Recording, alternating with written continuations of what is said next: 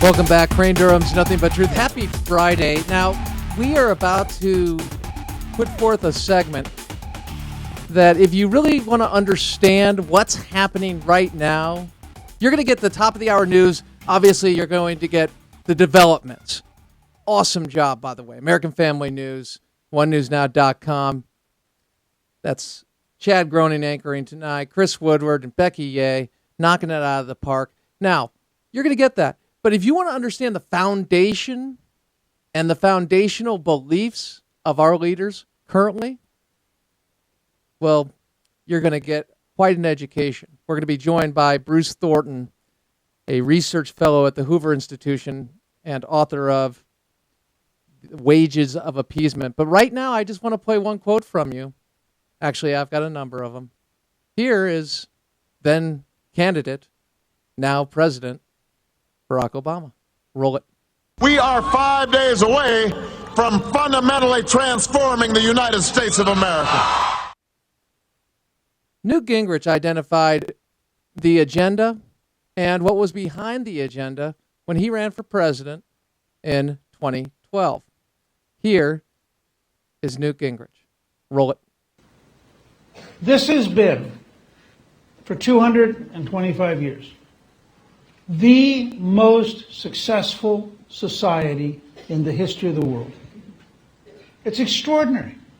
You can come from anywhere on the planet, and you arrive here, and you become absorbed, and you become an American. And you quit fighting over the past, and you start building the future. You have people who migrate here from Serbia and Bosnia who would have killed each other. And now their kids are on the same soccer team or the same basketball team or the same baseball team. They're in business together trying to create wealth because they're Americans. People learn to be American faster than you would have thought it possible. But what is this thing? And how do we rebuild it? And this is really far more than the incidental data about the debt or the unemployment or whatever you want to pick that the news media focuses on. This is really the core argument we have with Barack Obama. Barack Obama is legitimately and authentically a Saul Alinsky radical. He believes in a world in which the classic America has disappeared. He believes in a world in which the United Nations is more important than the United States Congress. He believes in a world of international law rather than the U.S. Constitution. Professor Bruce Thornton, a research fellow at the Hoover Institution, is also a professor at California State University in Fresno, California. His books include, and just a few of them I'm putting here, The Wages of Appeasement, Ancient Athens, Munich, and Obama's America. And he has also written about the slow motion suicide of Europe in the previous book to that. But his latest, The Wages of Appeasement, Ancient Athens, Munich, and Obama's America, Hoover Institution research fellow, Professor Bruce Thornton. Welcome back, Professor. Thank you, Crane. Good to be with you. Good to be with you. Let's start with this. President Obama wants to transform America. Your thoughts on what America is today, and do you have a sense of maybe a quote from Chesterton that would tell us maybe where America is today, or maybe that's the problem with America today? Your thoughts? Well, I think, your clip from Newt Gingrich pretty much hit the nail on the head. And, of course, that process goes far back beyond Barack Obama's administration and far back even beyond the 60s. We begin to see this change during the progressive movement of the 1880s. And it's the notion that, because of the rise of science, industrialization, technology, et cetera, in the late 19th century, we now have more knowledge than the founders of the Constitution did. We know more about human nature and what moves it. And that if you give those who have that knowledge more centralized power, they will be able to better organize our society. And that was a very important move that started to chip away at the foundations of what America meant. Because what America meant is what Gingrich was talking about. It means Individuals are going to be free to seek their own level based on their talents and on their abilities and on their hard work. It never said we're going to guarantee everybody to reach the same level. But as soon as you get the progressive mentality in and says, no, we have to have equality of results, not just equality of opportunity. And everything that, follows from that assumption. That means a bigger federal government, a more coercive federal government. That means more taxes to run the federal government, more agencies, more interference in the sovereignty of the states and an individual life. And that's what's broken down, that formula that Gingrich was talking about. So what I'm getting, Professor, is the idea of progressivism is based on, well, you're taking God out. You've quoted Chesterton a number of times in the past, and I want to read the quote.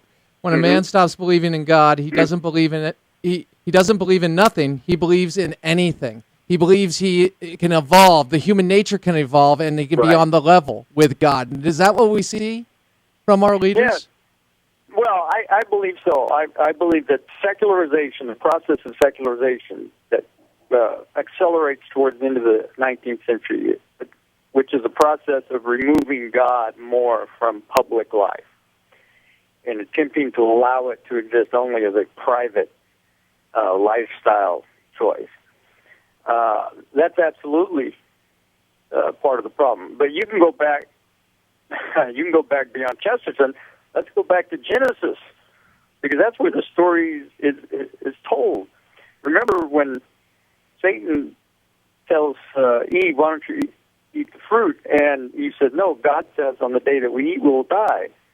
And Satan says, "No, you will not die. You will be as gods." And this is exactly what modernity has done.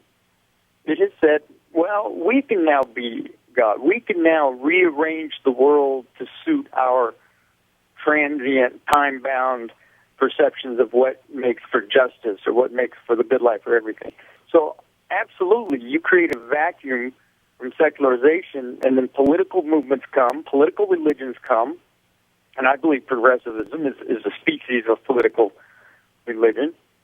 And, of course, they must fail because they're predicated on a fundamental misperception, which is that humans are as knowable and predictable and manipulable as the things in nature. And that's been the fundamental error, and has led to a lot of the problems we face today. In order to have this idea, to carry and believe it, in essence, I'm getting the idea that we see ourselves as God.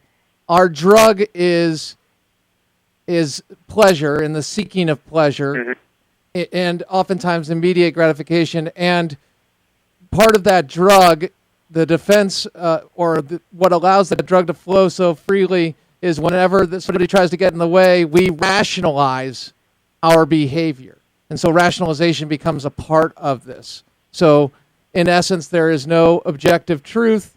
There is only the evolving standards of decency that you've talked about.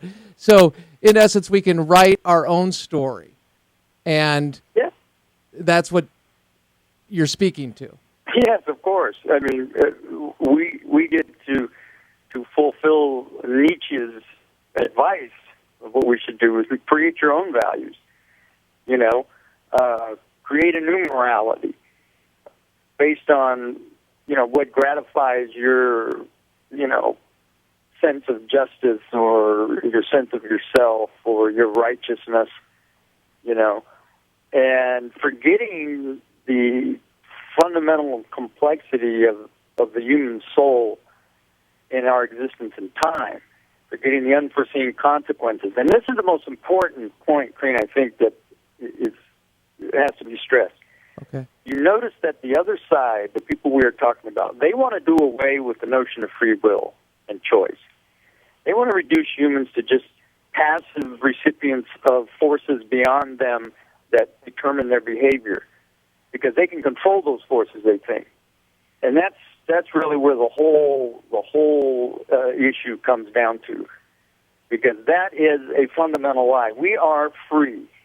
We are free to choose. We can choose one thing or another, and we cannot be predicted in our choices the way that these social engineers, or as Joseph Stalin called them, engineers of the soul, think they can. And that's why all these big government schemes ultimately become overly costly or corrupt, or they fail or they break down, because they just ignore that radical freedom that defines each and every one of us, and I believe is given to us by God, by the way.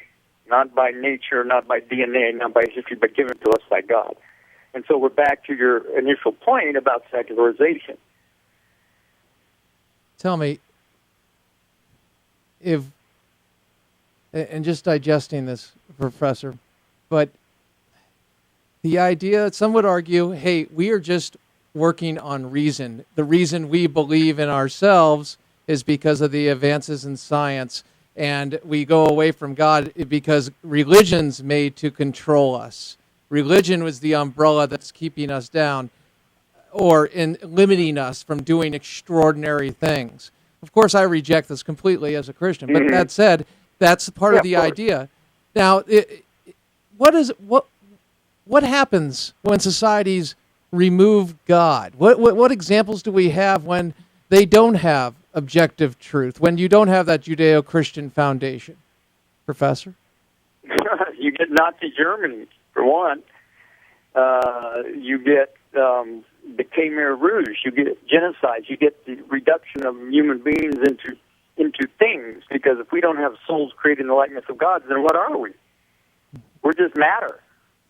Maybe a little more highly developed than chimps, but with the right excuse and the right good intentions and the right, utopia that's going to come, then you can justify ultimately doing anything to people, because they're no longer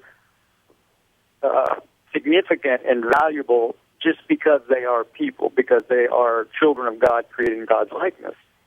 And the great answer to this, of course, was the great Christian Russian writer Dostoevsky, who has a character say in The Brothers Karamazov, if God is dead, everything is permitted. And we've seen that in the 20th century, and we've seen that over and over. If there is no transcendent standard, right, no accountability we owe to a greater power, then why not? Why not? Yeah. And there's no answer to that question that any rationalist, any scientist, right, who doesn't want his daughter raped, or he doesn't want to be murdered, he doesn't want to see people in prison, doesn't want to see all those things, you ask them why not. And they don't have an answer to that. Because the only answer to that is because the God who created us tells us we don't do that. Mm-hmm. And the fact that there's a purpose to our life, and that purpose doesn't come from the state. Just to bring it on back to statism too, not to. I think this is runs parallel to your point, but it goes back to the state determining that. And once again, there's that split.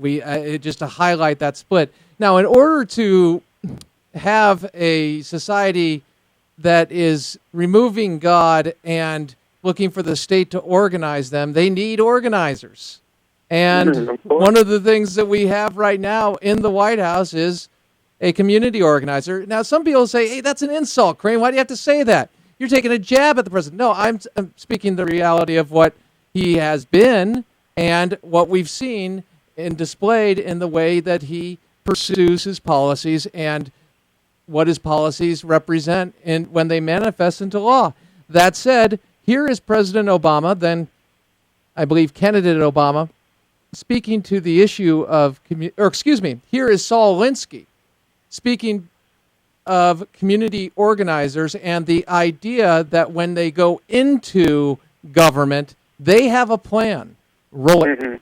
You see, when you're out to really get change, every community, every place is organized. When sociologists talk about social disorganization or that communities are disorganized, I don't know what they're talking about. You can go into the crediest community. It's got a policy racket going. It's got a syndicate going.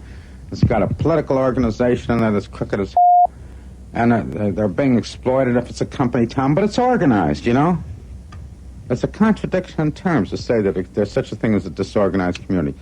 So that the job of an agitator is first, if he's going to, it's really not organizing a movement, he's reorganizing it. First he's got to change the whole pattern. He's got to disorganize it. That's why he's an agitator. And after he disorganizes it, then he reorganizes it. And here is President, then candidate Obama, describing his community organizing experience. Roll it. I would argue that doing work in the community to try to create jobs, to bring people together, to rejuvenate communities that have fallen on hard times, to set up job training programs in areas that had been hard hit when the steel plants closed, that's relevant only in understanding where I'm coming from, who I believe in, who I'm fighting for, and why I'm in this race. And the question I have for them is, why would that kind of work be ridiculous? Who are they fighting for? What are they advocating for? Do they think that the lives of those folks who are struggling each and every day, that working with them to try to improve their lives is somehow not relevant to the presidency? I think maybe that's the problem. That's part of why they're out of touch and they don't get it, because they haven't spent much time working on behalf of those folks. Professor, as you hear those things run together, what comes to mind?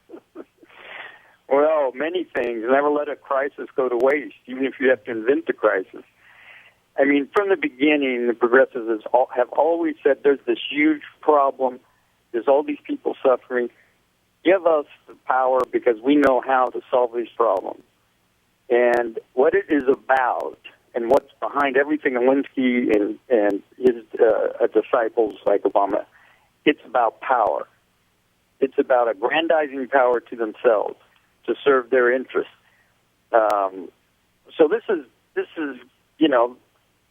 is par for the course. For 100 years now, we've seen this. And the rhetoric, of course, is always the rhetoric, well, we're doing this to help people. As though there are no other institutions or organizations in a society that does that. And this is always the big lie. The big lie is like if there are problems for old people, only the federal government can.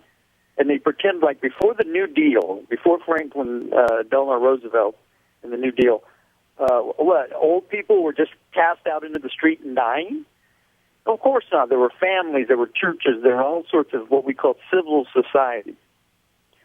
And an activist does not like those alternative sources of authority because they don't want to share power with those alternative sources of authority. So they have to discredit them, they have to pretend like they don't exist, they have to find some reason to say, no, they can't solve this problem. The state governments can't solve this problem. Only the federal government can solve this problem. Now, this is a good point that you're bringing up, because this explains then why are they always attacking the churches, and particularly the Catholic Church? Why are they attacking churches? Because churches represent alternative sources of moral authority and activity. And so that represents a challenge to their power. It competes with them. Exactly. They want to remove all the intermediary, non-governmental institutions that check their power. And what are these? They are first and foremost the family, so we see them interfering as much as possible in the life of the family and the raising of children. They want to get rid of the churches or reduce them to, the equivalent of going to the movies, and, of course, private business, because these represent alternative sources of community, of power, etc.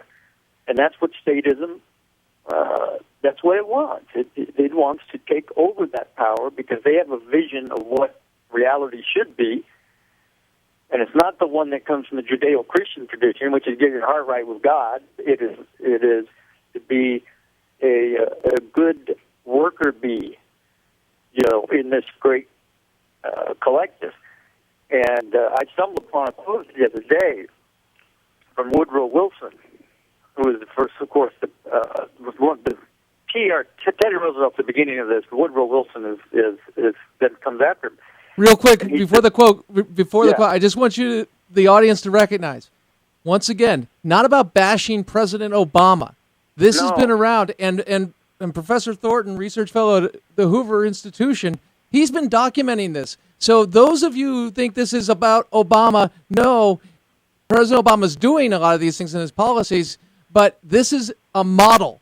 Let's go ahead, Professor. Pardon me for interjecting. Go ahead, sir. No, I'm glad you did that because that's an extremely important point. Because people tend to focus on personalities, and this isn't about personality. This is about an idea that's been around for a long time. And Woodrow Wilson was talking about the kind of society he's envisioning. He said it would be the perfect coordinated beehive. That's what he writes. That's his vision of the good society. And the founder's vision was of, no, you have all kinds of different people, factions, different interests. They clash, they compete, and we're going to create a structure of government that will give them the freedom to do that, but not to the point where they can take others' freedom. And progressives discarded that whole model, and that's the true story of where we are today and why we have a president like Barack Obama. So bottom line, when we talk about a cultural crisis, oftentimes we hit the idea of marriage, not the idea, but what's going on with marriage. We hit life, abortion. But the fact is, this is the foundation of our cultural crisis is the absence or the removal of God and the state coming in, undermining it and taking over. We've accepted Satan's temptation of Eve, and we said, sure, let's be God instead of obey God. And that gets you right at the heart of the crisis of modernity. Well, let's hit this one last. We'll close with this. B5. Let's play it again. B5. Roll it. We are 5 days away from fundamentally transforming the United States of America. And that's what's and as you've documented beautifully in your latest work, Barack Obama and the bad ideas of progressivism. I'll post it up. It's on Front Page Mag. This has been going on for a long time. Absolutely. And we need to read people like research fellow at the Hoover Institution, Bruce Thornton. His books, Europe's Slow Motion Suicide and The Wages of Appeasement. Now, he's written others, but we just don't have the time to list them all. We do want to thank him, though, for joining us. Great to be with you, Professor. Thank you. Thank you, Crane. Always a good time. Absolutely. Right here and for all of us. Hey, God knows you. He created you. He loves you. He has a plan for you. You're worth it wherever you're at, and he loves you wherever you're at. Live with honor in your life, compassion in your heart. Remember to always keep the faith in Jesus Christ. Go to the Facebook page, like it, get involved. NothingButTruth.com. AFR Talk.